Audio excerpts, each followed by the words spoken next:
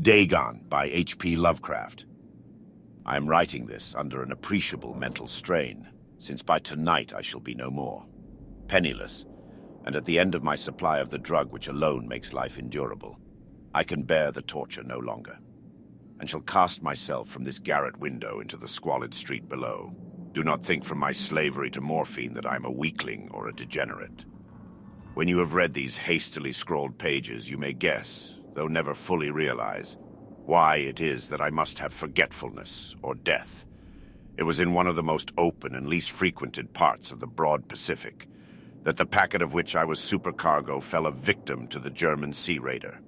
The Great War was then at its very beginning, and the ocean forces of the Hun had not completely sunk to their later degradation, so that our vessel was made a legitimate prize, whilst we of her crew were treated with all the fairness and consideration due us as naval prisoners. So liberal indeed was the discipline of our captors that 5 days after we were taken, I managed to escape alone in a small boat with water and provisions for a good length of time. When I finally found myself adrift and free, I had but little idea of my surroundings. Never a competent navigator, I could only guess vaguely by the sun and stars that I was somewhat south of the equator. Of the longitude I knew nothing, and no island or coastline was in sight.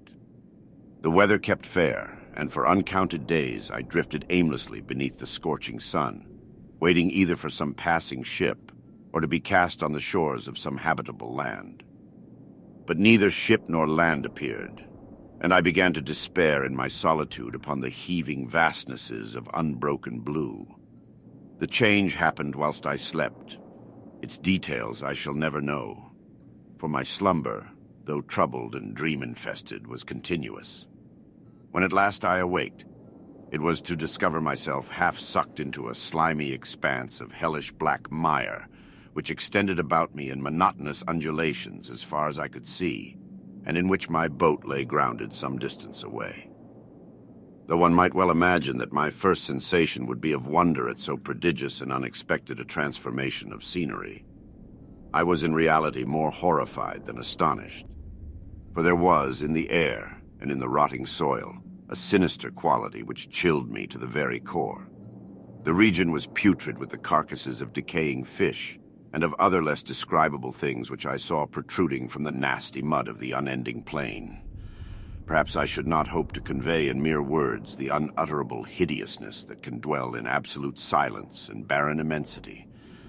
There was nothing within hearing, and nothing in sight save a vast reach of black slime, yet the very completeness of the stillness and the homogeneity of the landscape oppressed me with a nauseating fear. The sun was blazing down from a sky which seemed to me almost black in its cloudless cruelty, as though reflecting the inky marsh beneath my feet. As I crawled into the stranded boat, I realized that only one theory could explain my position. Through some unprecedented volcanic upheaval, a portion of the ocean floor must have been thrown to the surface, exposing regions which for innumerable millions of years had lain hidden under unfathomable watery depths. So great was the extent of the new land which had risen beneath me that I could not detect the faintest noise of the surging ocean, strain my ears as I might. Nor were there any sea-fowl to prey upon the dead things. For several hours I sat thinking or brooding in the boat, which lay upon its side and afforded a slight shade as the sun moved across the heavens. As the day progressed, the ground lost some of its stickiness and seemed likely to dry sufficiently for traveling purposes in a short time. That night I slept but little, and the next day I made for myself a pack containing food and water, preparatory to an overland journey in search of the vanished sea and possible rescue. On the third morning, I found the soil dry enough to walk upon with ease. The odor of the fish was maddening, but I was too much concerned with graver things to mind so slight an evil, and set out boldly for an unknown goal. All day I forged steadily westward, guided by a faraway hummock which rose higher than any other elevation on the rolling desert. That night I encamped, and on the following day still traveled toward the hummock, though that object seemed scarcely nearer than when I had first espied it. By the fourth evening, I attained the base of the mound, which turned out to be much higher than it had appeared from a distance, an intervening valley setting it out in sharper relief from the general surface. too weary to ascend, I slept in the shadow of the hill. Wild that night, but ere the waning and fantastically gibbous moon had risen far above the eastern plain, I was awake in a cold perspiration, determined to sleep no more. Such visions as I had experienced were too much for me to endure again. And in the glow of the moon, I saw how unwise I had been to travel by day. Without the glare of the parching sun, my journey would have cost me less energy. Indeed, I now felt quite able to perform the ascent which had deterred me at sunset. Picking up my pack, I started for the crest of the eminence. I have said that the unbroken monotony of the rolling plain was a source of vague horror to me. But I think my horror was greater when I gained the summit of the mound and looked down the other side into an immeasurable pit or canyon, whose black recesses the moon had not yet soared high enough to illumine. I felt myself on the edge of the world, peering over the rim into a fathomless chaos of eternal night. Through my terror ran curious reminiscences of Paradise Lost and of Satan's hideous climb through the unfashioned realms of darkness. As the moon climbed higher in the sky, I began to see that the slopes of the valley were not quite so perpendicular as I had imagined. Ledges and outcroppings of rock afforded fairly easy footholds for a descent, whilst after a drop of a few hundred feet, the declivity became very gradual. Urged on by an impulse which I cannot definitely analyze, I scrambled with difficulty down the rocks and stood on the gentler slope beneath, gazing into the Stygian deeps where no light had yet penetrated. All at once my attention was captured by a vast and singular object on the opposite slope, which rose steeply about 100 yards ahead of me, an object that gleamed whitely in the newly bestowed rays of the ascending moon. That it was merely a gigantic piece of stone, I soon assured myself, but I was conscious of a distinct impression that its contour and position were not altogether the work of nature. A closer scrutiny filled me with sensations I cannot express.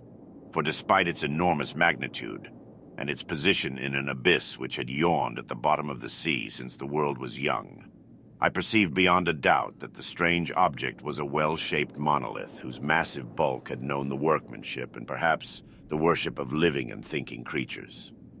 Dazed and frightened, yet not without a certain thrill of the scientist's or archaeologist's delight, I examined my surroundings more closely.